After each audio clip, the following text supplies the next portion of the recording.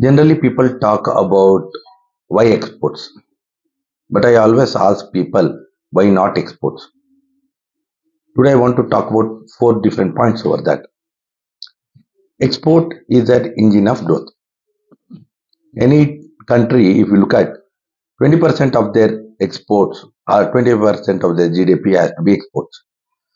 As GDP increases of a country, so the exports also has to increase with them. For example, India is today $4 trillion GDP, right? Whereas our exports is somewhere at about some $70 billion.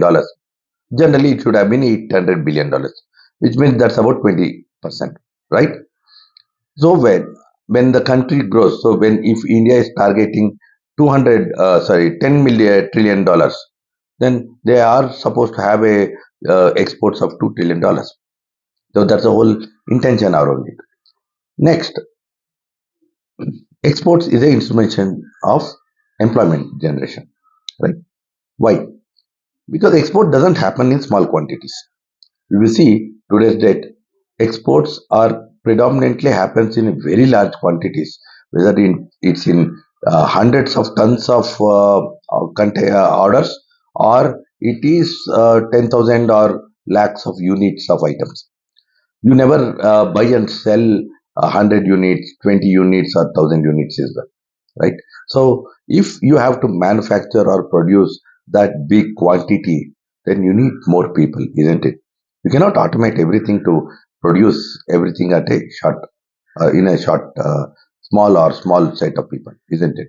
So exports will improve employment generation. It will improve purchase of machinery. It will improve running around the clock, and also it improves more number of resources, human resources required for producing the required quantities. Third, it also improves the image of the country.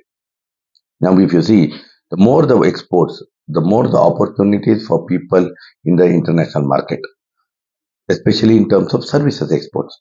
You see, a lot of Indians travel outside India for doing work, and they send back money to India, right? That is a services type of services export. Software industry, we do a lot of work in India, right? IT and ITES industry, that is a services export.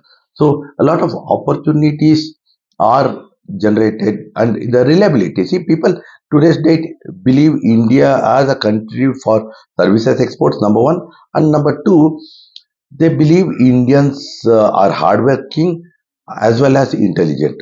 That's why you see, even though Indians in USA is hardly 1 or 1.5%, it seems they contribute to 6% of the GDP. So exports improve a variety of things on that.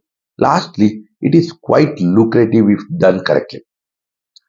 If you follow some process, if you are handling things, then it is very lucrative activity. So with that, we'll get to the next section.